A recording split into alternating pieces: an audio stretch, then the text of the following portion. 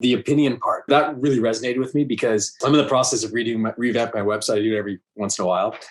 And I'm actually going to be posting kind of my manifesto on there, right? These are my convictions. This is how I feel. This is what I believe in, and then there's going to be a huge FAQ section, which like over the years, I have a list of all the typical questions people ask that I'm interviewing. Mm-hmm. The answers are going to be right there. My thought with that really resonated with me because it acts as a filter too. Someone checks me out, they either like what I have to say or they don't. And if they don't, that's okay. They're not for me, right? I don't want that client. And so that really stuck with me is that, because I find, at least up here, many advisor websites or even just advisors in general, it's so general. Oh, I help businesses and people obtain their goals. And they tell you nothing, right? It's just the same old kind of BS. Why do you think everyone does that?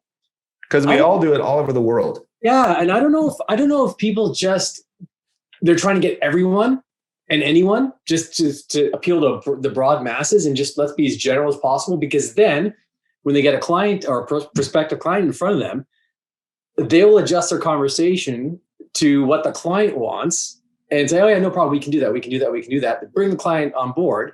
And that's it. And for me, I've always had like four, I guess, convictions in my business. I run the practice. It's my company. I'm the chief investment officer. I have to deliver as advertised. I'm in charge of business development. And to deliver as advertised part, where a lot of these guys, they're sales guys, they will just say whatever the client wants to hear or the prospective client wants to hear, and they don't deliver.